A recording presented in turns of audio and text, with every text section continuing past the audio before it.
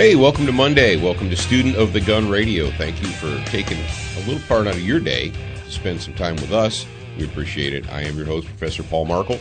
And on the other side of the glass is Jared. Jared is the studio engineer and the co-host and the man with the plan. And we've got a lot of information for you guys this week, so hold on. And remember, if you're brand new to the show, we do it Monday, Tuesday, Wednesday, and Thursday. And you can get that on whatever it is you're listening to it now. iTunes and Stitcher and all that jazz. You can get it on the mobile app. And then on Friday, we do the bonus hour or the grad program hour, and that's delivered to the dedicated subscription members, those that are in the grad program. If you missed it this last Friday, it's too bad. I'm sorry for you, but we had a fantastic interview with Ben Mookie Thomas. We got a lot of insight into his world, into the world of the Middle East and Jordan and filmmaking and what he's doing now with his business. And we made a decision. We made the decision that we were going to offer you a new product. And it's in the works as we speak.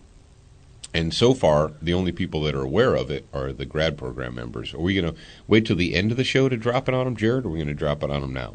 Yeah, what I'll do is I'll just drop in some audio from the bonus hour later on in the show so they can kind of see what the bonus hour people get. I'll make sure it's clean. I'll bleep it if I have to.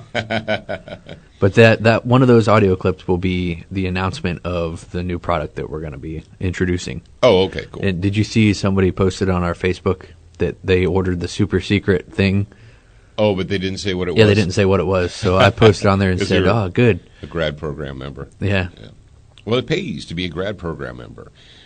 Like I said, we've got a lot of material to cover today, but before we get started, or before we get too far into it, we want to begin with our Excess Sites Good Guy of the Week. And this is something, in case you're new, this is something that we started, over a year ago, right, Jared?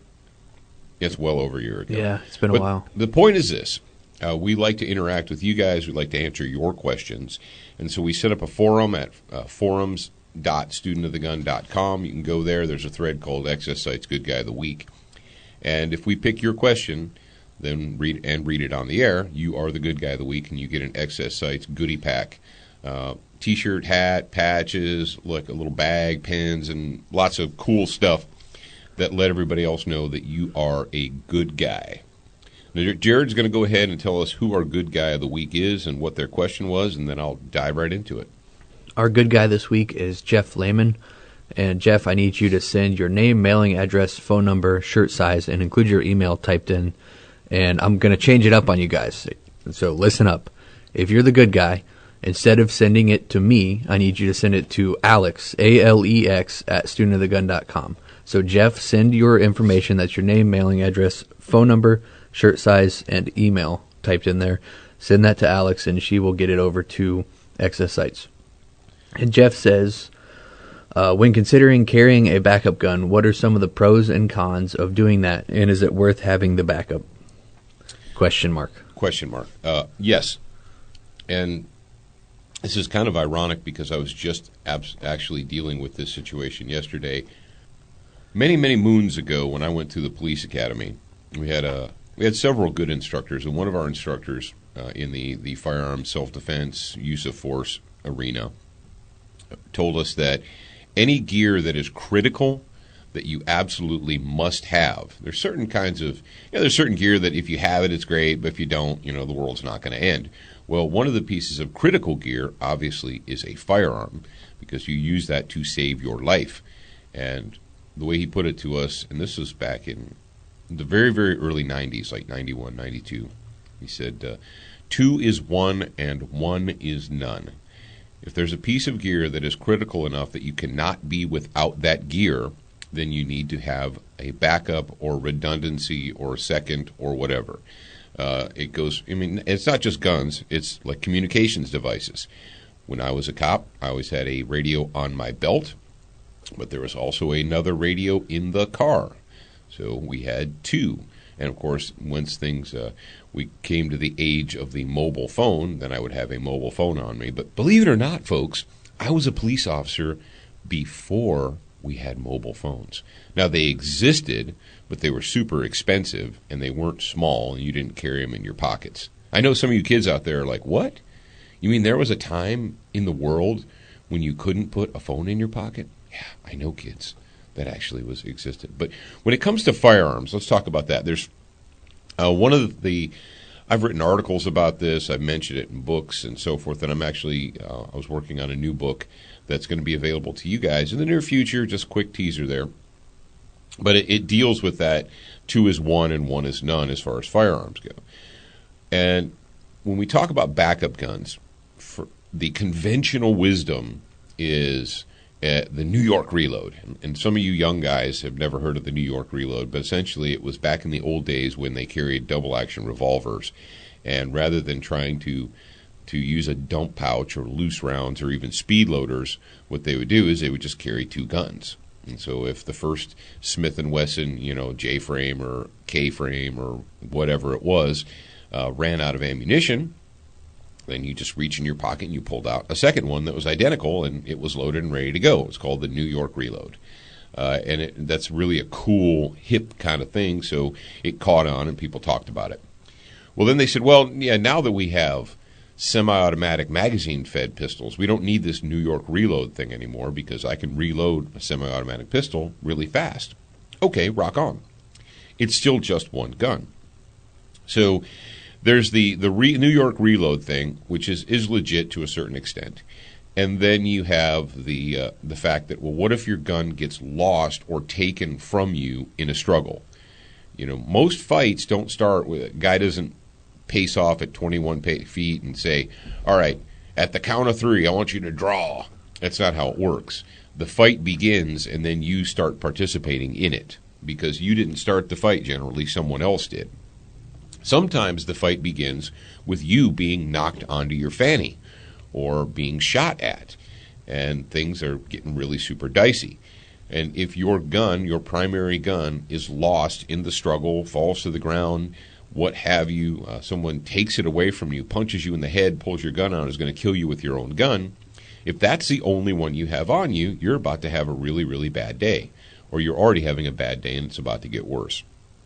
So that is another reason. There's actually an Ohio State trooper, and I used his story many years ago as an example to carry backup guns, who was in that very same situation. This was back in the early 90s when they were still carrying .357 Magnum revolvers.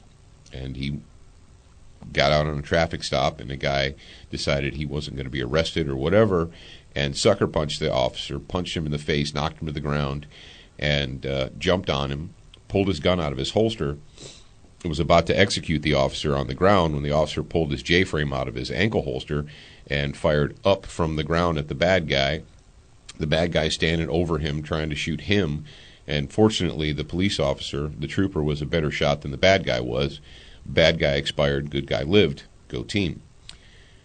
Now, what if your primary gun goes down for some reason? It's an imperfect world. Sometimes things break despite your best efforts. Okay, well, if your gun goes down in the middle of a fight because of whatever, God decided he doesn't like you that day and your gun stops working, what are you going to do? Well, if that's your only gun, you're pretty much down to hands or knives or claws or biting. All right.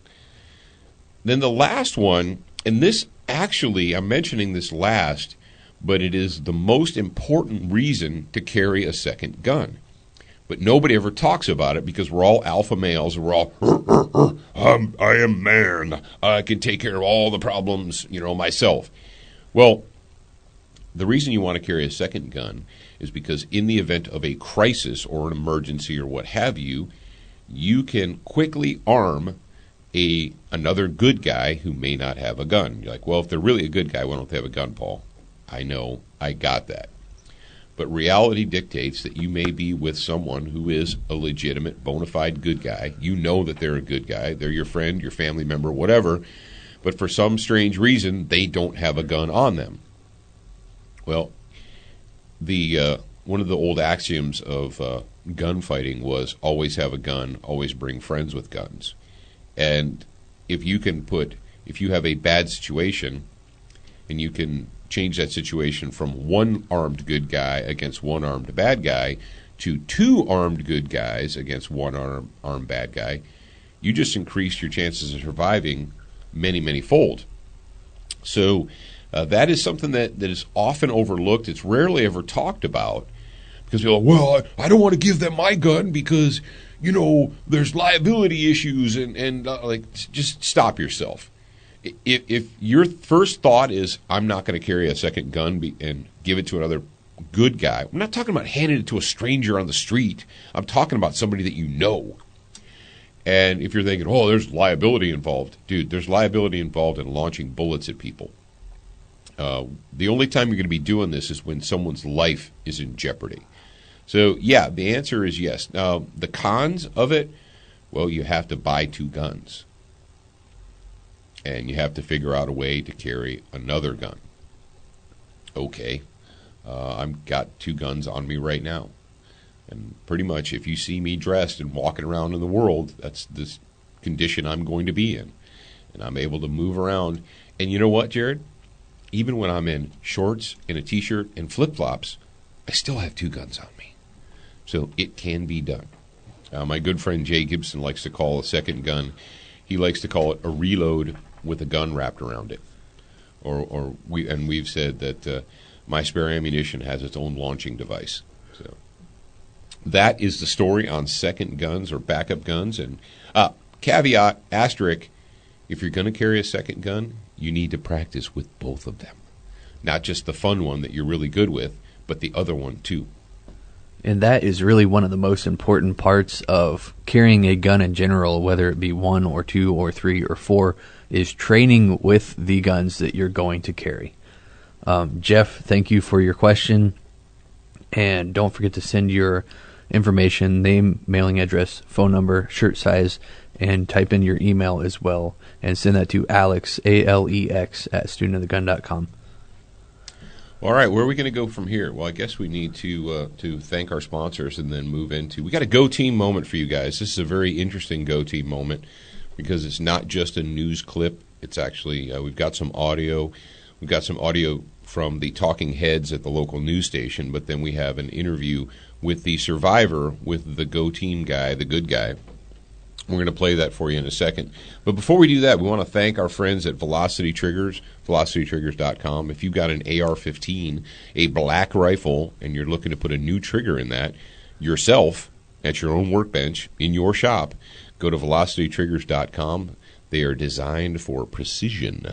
And in addition to that, Brownells at brownells.com. If you own a gun, then Brownells has something for you. That's pretty much the bottom line. Don't forget about their Edge program. If you sign up now, I believe it's... Oh, that's right. They're still doing that, aren't they? Yeah. Sign up now, and then you'll be entered for the drawing to win that STI. Is it an STI gun? STI, SMI. It's a pretty nice SMA, custom Edge, Brownells Edge pistol. So it's a cool gun. Yeah. And it's going to be free to somebody, so that's good. Yeah. Yeah, check those guys out at brownells.com. And I believe last time I talked to our friends over at Velocity, that Velocity Triggers were going to be very soon available at brownells.com. So you can either get them from them directly or you can get them from Brownells. Either way, it's a good deal. So just get one. Just get one. And if you were paying attention before, which I assume you were because you're the... radio is usually the most, what do you call it? Engaging? Yeah, it's most engaging. You're welcome. Type of media. And so you're very dedicated when you listen to the radio. We gave away 2 Velocity Triggers, 1 to the grad program and 1 to everybody that listens to Student of the Gun, everybody that's subscribed. Public subscriber. Well, not everybody. Public listener. We didn't give it away to everybody. We gave it away to one person that was part of that list. Well, you mean someone that's listening? You can't just figure out that one of the tens of thousands of people and just pick their name out of the air.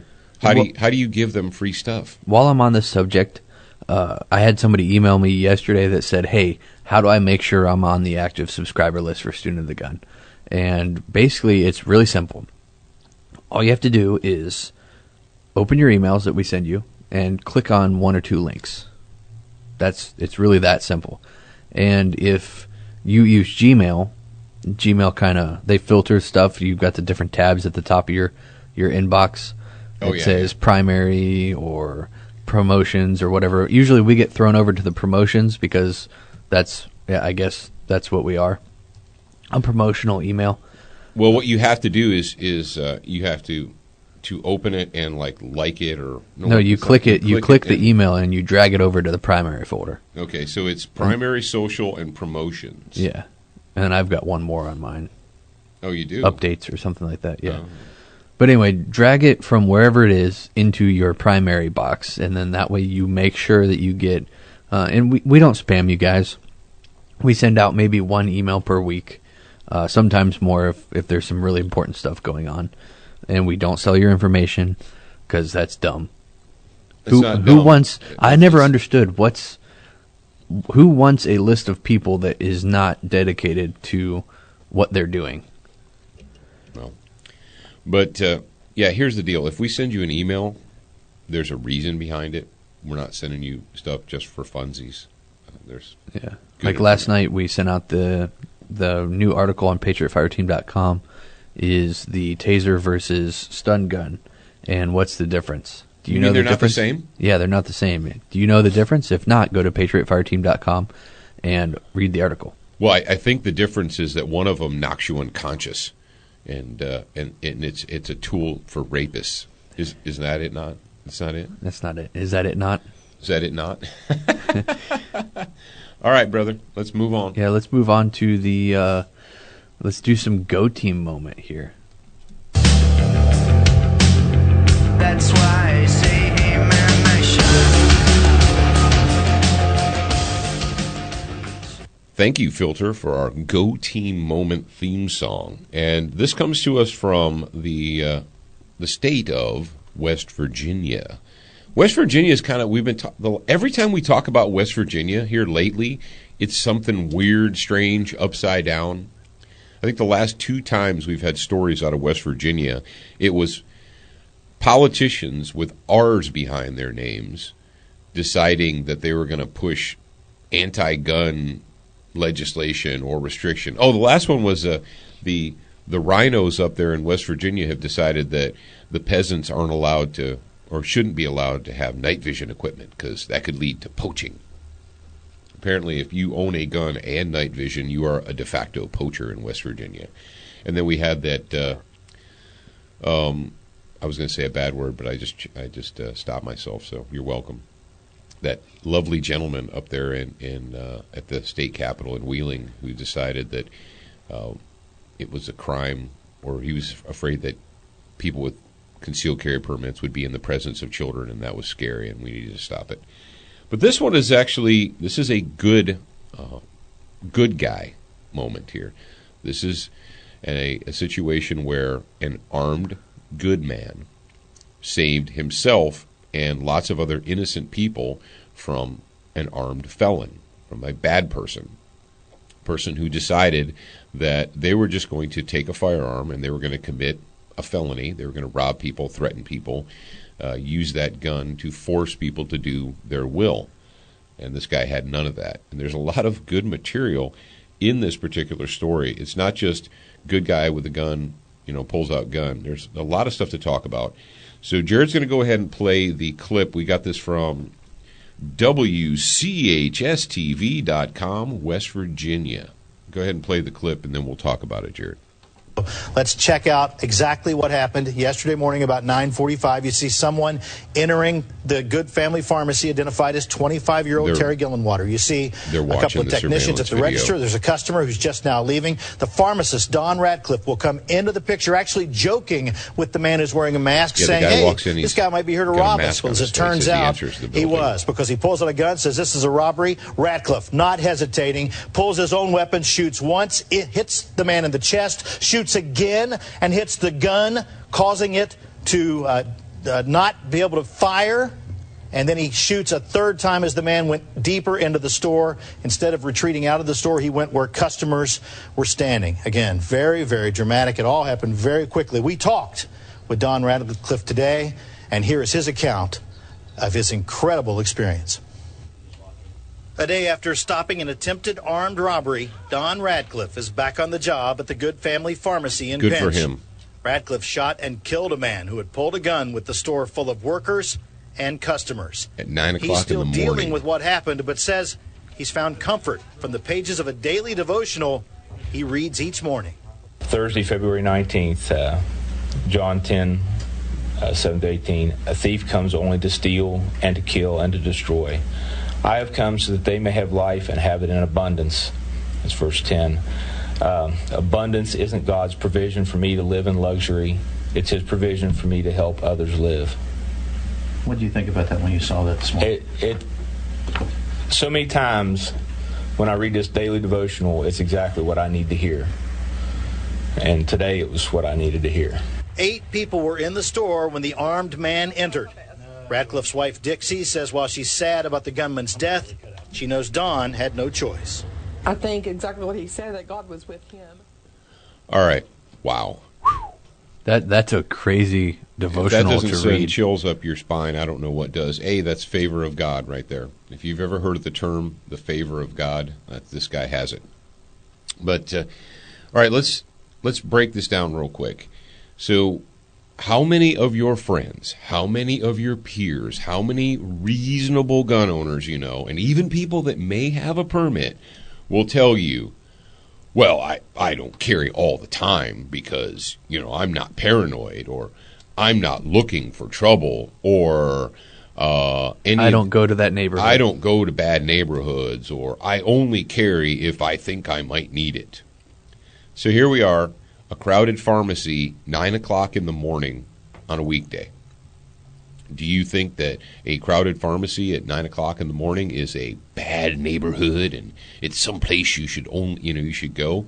If you talk to your reasonable friends that only carry a gun when they think they might need it, and you said, well, I'm going to stop off at the pharmacy real quick, drop off my wife's prescription on the way to work, I'll be in and out in 10 minutes. Would you say that is a situation that you need to have a gun? Well, reasonable people would say, well, I'm not paranoid, and what do you expect things going to happen? I mean, I don't know. Are you a bad driver? Well, no, I'm not a bad driver. Well, why do you wear your seatbelt if you're not a bad driver? Well, it's not me. It's other people on the road that are bad drivers. Oh, so you mean you can't control who comes and goes around you? That's why you prepare yourself? That's why you carry a gun, folks. So here comes Johnny Nimrod. First of all, if you're in a store and someone walks in with a full face mask on, 3, 2, 1, it's probably going to be go time. Do normal, rational, reasonable people walk into stores, into pharmacies with a full face mask on? Well, it's cold. He was just covering his face from the cold air. Did it look like, I saw the video, and the video is going to be up at studentofthegunradio.com. Well, the video won't be there, but the link will be if you want to look at it. It looked to me like one of those white, I don't know, was it a ski mask? It used to be the traditional black, knitted ski mask.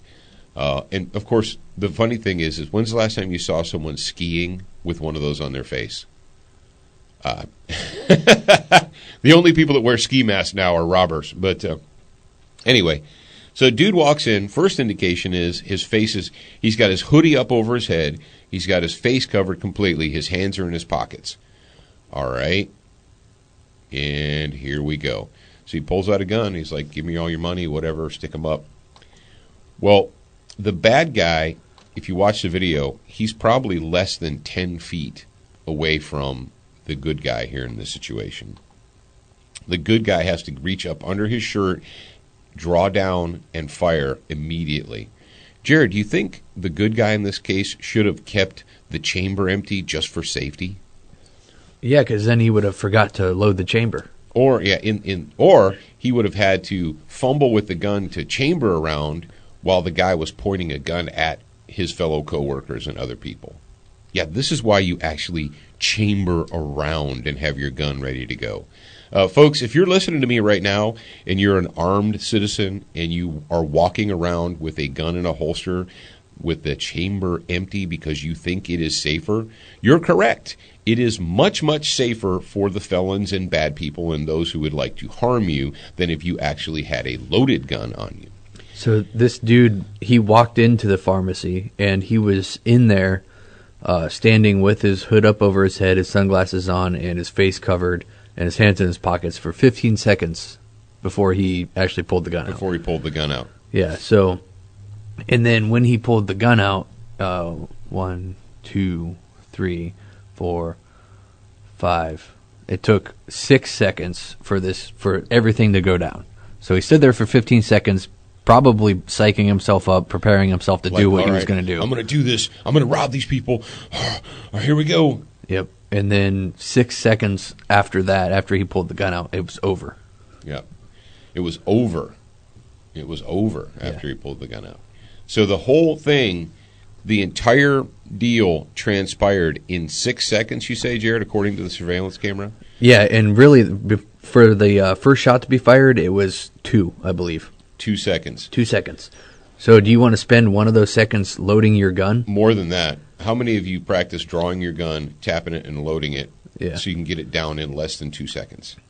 Yeah. Probably not many. And if you're carrying concealed, then that means there's actually a garment over the top of your gun.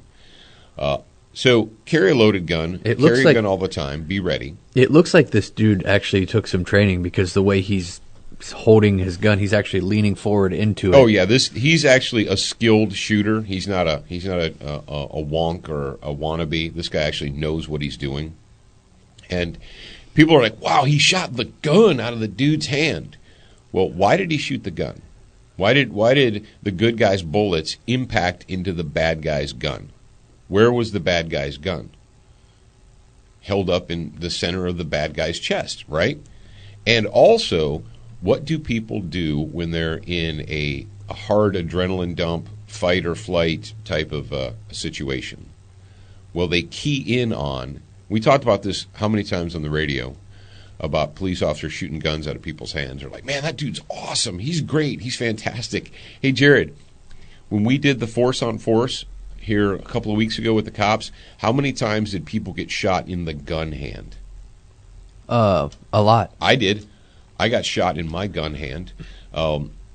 You have guns, if you use the simunitions or the force-on-force marking cartridges or whatever, after a day of training, everyone decompresses and you look at the guns, and the guns have the blue and red paint all over them. You're like, you mean the guns got hit by bullets? Yeah.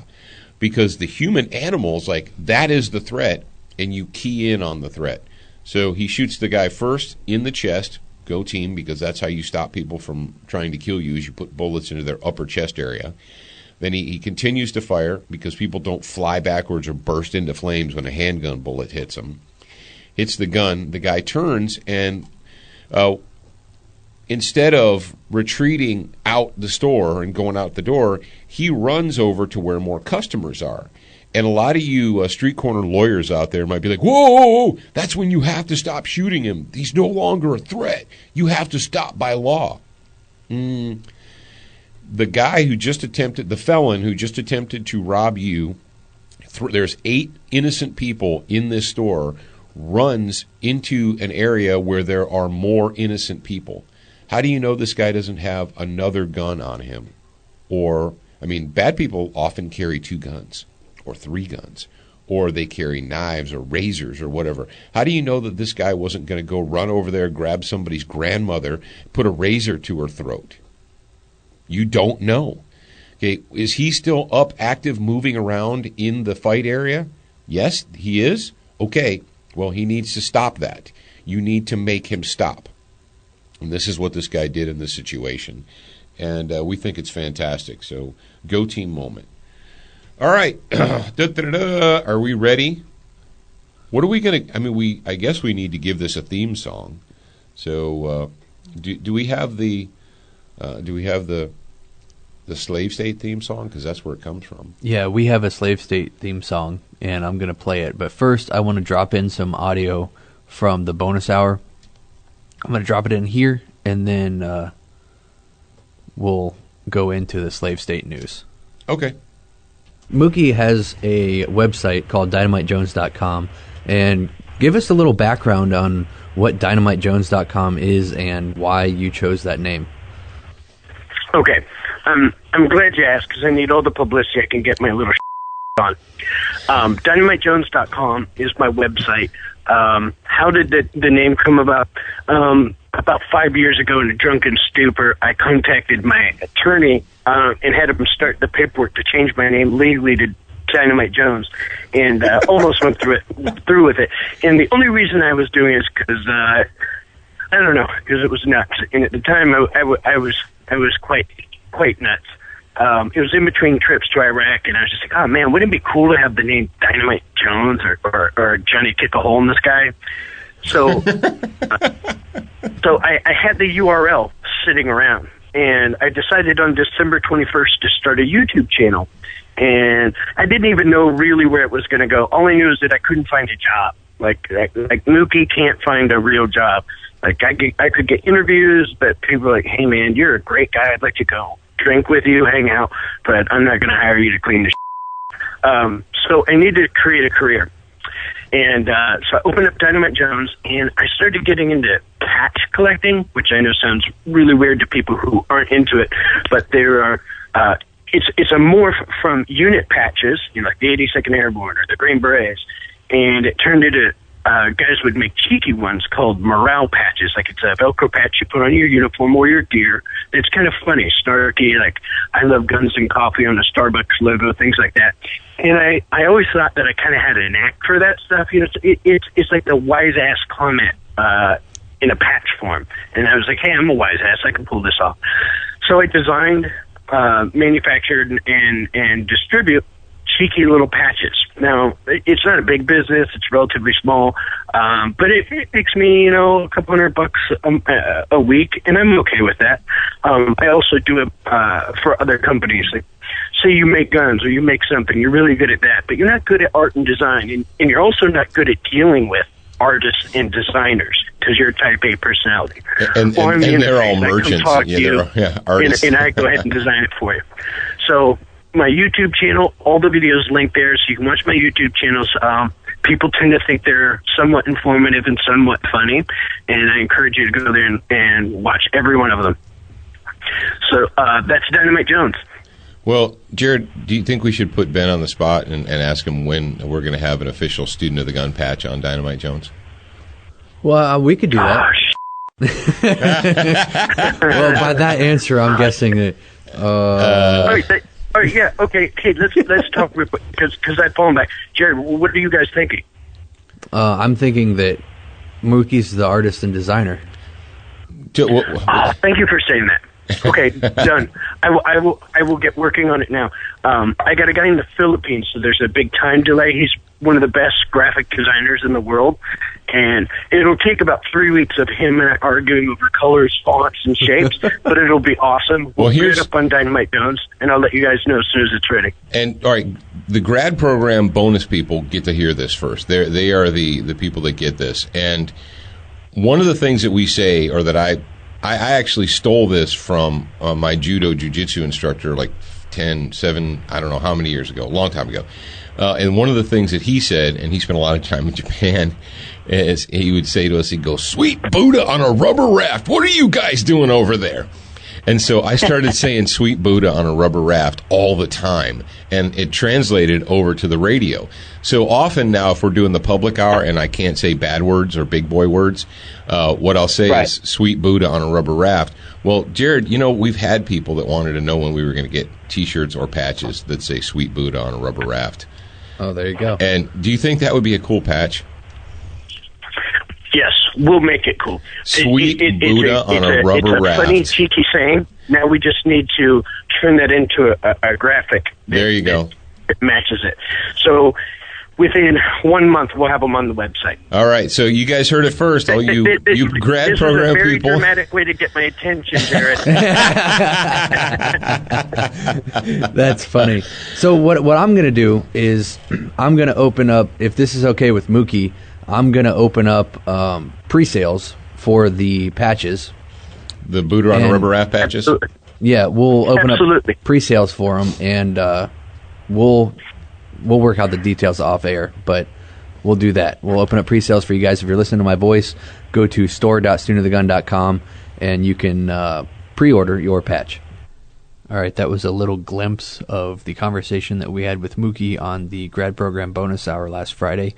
If you want to hear the entire interview that we did with Mookie, go to studentofthegunradio.com, click on the little grad program banner on the right-hand side, sign up, and the most recent interview, the most recent bonus hour, the one that we did with Mookie, will be delivered to your inbox immediately, along with a special announcement for the patch, so you can click on that link directly, go to the page about the patch, and pre-order yours. We're going to move on now to Slave State News, and this is kind of a depressing story, and this segment of Student of the Gun Radio is brought to you by SWAT Fuel. I like to teach you all the rules. I get to see them set in stone. I like it when you chain me to the bed, but then you see it's never shown. All right. Thank you, Puddle of Mud, for that song, Control. And the reason we picked it many, many moons ago for the Slave State News Update is because this is what you need to know about slave states and progressives and statists and so forth. Gun control is all about control. It is controlling. It's not about elimination of firearms by any stretch of the imagination.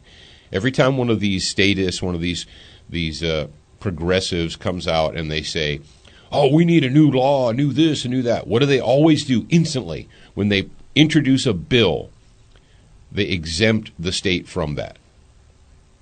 And my head's going to explode over here because I'm reading. You're reading this? It's all right. So, and this is a situation, folks, where, man, I hate being right. And I did tell you so. And if you're a dedicated student of the gun, and you've been out there listening, and we're coming up on our 2-year anniversary. Do you guys know that? Well, and if you're not a dedicated student of the gun, we invite you to be become one. What have we said? What have we said? Why do we give you stories from merry old England and from Australia and Canada and all these places? Because you guys are out there like, yeah, I don't care, man. I'm an American. I don't care what they're doing in England. And, I tell you, look, this is what you need to watch out for, because this is how progressives, this is how statists, this is how they think.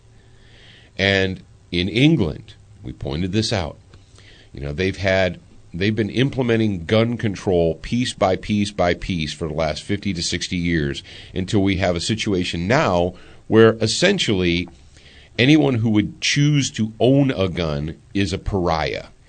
You don't talk about being a gun owner in public in England because you're automatically assumed to be a lunatic or a monster or a crazy person, even though, what you're doing. Maybe you've got a whole bunch of money and you're willing to do all the permits and licensing fees and so forth so you can possess a single-shot shotgun or something silly like that. But, once they did that, what did they find, Jared? They find that even after all that gun control, after 60 years of disarming the peasantry in England, there's still violent crime. We've got little Johnny Jihad running around England chopping people's heads off. And so what is the solution? Well, we need to forbid people from having folding knives that lock open. Yeah, you can't be trusted with a Buck Model 110 in England. That's just too dangerous of a tool.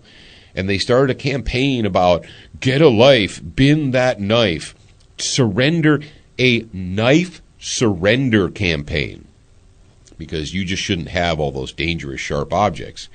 And you said, well, yeah, but that's England. And really, what have I been telling you? It's never, ever, ever, ever, ever, ever enough. You will not find a progressive statist who passes gun control and then sits back and says, you know what? Good job. We've got gun control. We don't need any more laws. We've got enough laws. Those are enough to keep the peasants safe. No. And this story comes to us from the NewYorkDailyNews.com. Senator wants to ban machete possession in New York. Not a joke, folks. This is not a joke.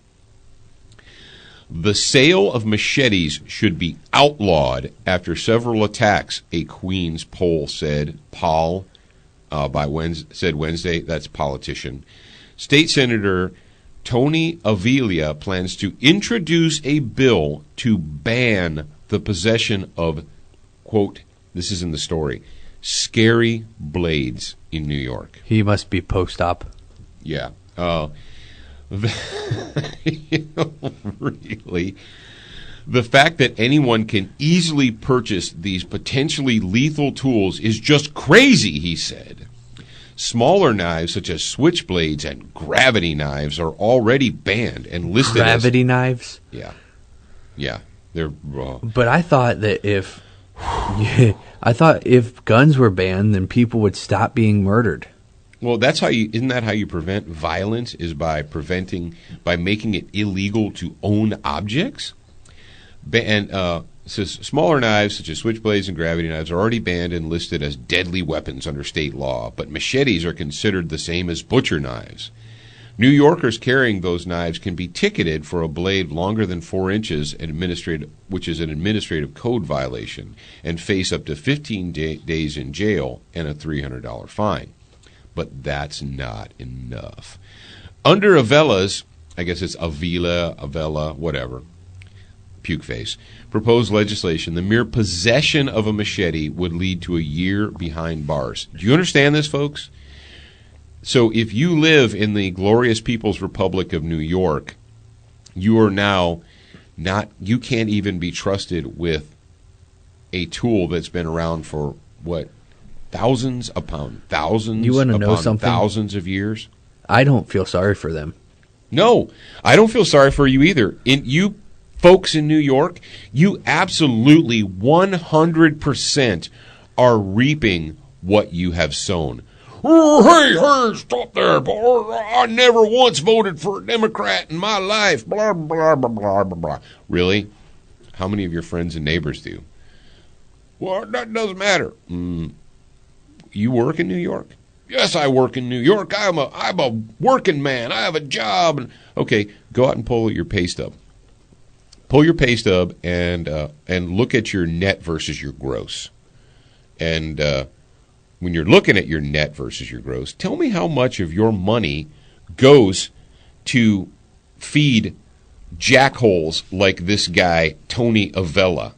Tell me how much of your tax money goes into the pockets of these douche nozzles like Tony Avila and Cuomo and all the other knuckleheads in New York. You're giving them your money so they can take your money and pass laws to enslave you. Well, what am I supposed to do? I don't know. What are you supposed to do? I'm just a dude on the radio. But I tell you what, I'm not living in the People's Republic of New York. And are you familiar with the founding documents? Are you familiar with the Federalist Papers? Are you familiar with the Declaration of Independence? Have you actually read the words in the Declaration of Independence? You have? Okay. Do you understand those words? Have you read the writings of Hamilton, Jefferson, of John Jay, of Madison? Have you read their writings? They knew that this was going to happen because that's what governments do. Unchecked, they will never, ever look out at the masses and say, you know what, we need to give the people more liberty. We need to give the people more freedom. No, what they say is, the people are stupid. The people are peasants. We need to control the people. That has been the history of government forever. And the only place in the world, the shining example of a representative republic that was established as a representative republic, where the people are supposed to be the bosses, not the other way around. You don't work for the government. You don't work for Cuomo. You don't work for this giant monstrous tool, Tony Avila. You don't work for them.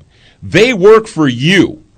They should be afraid that you'll be angry with them. They should be looking out at the countryside and saying, what can we do correctly to make sure the people are pleased with us? But it's the opposite. because you have become afraid. You've become comfortable. And actually, that's the thing, Jared. People are so afraid to be uncomfortable. They're terrified that they know they're slaves. They acknowledge that they're slaves. In the deepest, darkest recesses of their hearts, they know that they're tax slaves. But they're comfortable. There's people in America now, today, that are 30 and 40 years old, and younger, obviously, that have never had to be uncomfortable in their entire life.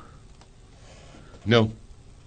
So the story goes on to say a bunch of innate garbage and how someone would be alive today if it wasn't for the machete. Yeah, that was where my head exploded. He'd still be alive today if it wasn't for a machete. I'm sorry, what now?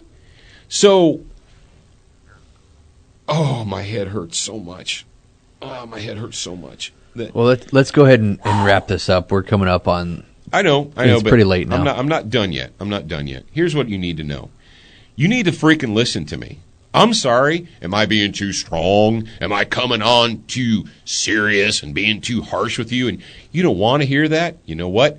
If you can't stomach listening to a guy on the radio speaking the ugly truth to you, then I don't even know what to say to you. If the words are offending you, you need to go and find whoever it is that made you so weak and talk to them. If my words can offend you, if they can hurt your feelings, it's not my fault. It's the person that conditioned you to be so weak. Folks, if you live in New York, New Jersey, Connecticut, Massachusetts, you name it, you are reaping what you have sown. You are reaping your reasonableness. You are reaping this is the price of you being a comfortable slave, is you just have to continuously surrender. You have to surrender your liberties. But hey, rock on. Now, you may be thinking, and I know that not everybody listening to me is in New York. You're all over the United States. You're all over the world. But if you were in the United States of America and you're saying to me, okay, Paul, smart guy, you complain a lot. What am I supposed to do? Give me something positive to do. Well, you know what? I did that, and we do that all the time. It's not good enough to complain on Facebook. You need to do something positive. You need to be active and do something real. And that's why we developed the Patriot Fire Team. That's why I wrote the book, Patriot Fire Team, Preserving the Republic 4 Men at a Time. If you're frustrated, if you're angry, if you've read the founding documents, if you know that things in this country are not correct, that they are wrong, if you realize that there's a ruling class that has taken it upon itself to put its thumb down on you, to put its boot on your neck, and that's not the way it's supposed to be here in the United States of America, if you know that, but you don't know what you should do. I should be doing something. I don't know what I should be doing. Okay, I understand that. There's thousands of you out there, tens of thousands. Go to patriotfireteam.com. Go there, check it out, take a little bit of time. There's a bunch of articles on there that you can read for free. It costs you nothing but your time. And if you think, okay, I'm down with this, then put your first name, your email address in on the little bar over there on the right-hand side. Click it, confirm it, and you're going to get their free report, Patriot Fire Team, How to Get Started. And once you do that, if you think, all right, I want more, I need to know more, I need more positive information, how I can be active, great. That's what the Patriot Fire Team book is all about. If you're George Jetson, Elroy Jetson, and you're in the modern age, the 21st century, and you want to download it to a device and read it on your device, you can do that. We've got an ebook version. You can do it, bam, right now.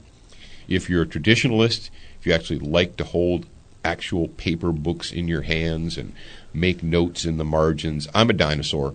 On my desk right here, I've got, how many books do I have sitting here, Jared? 1, 2, 3, 4, 5, 6, 7, 8, 9. Anyway, I've got 8 paper books stacked up here in the studio, and they're all highlighted. I've got yellow highlighters, and I have pencils because I actually do that.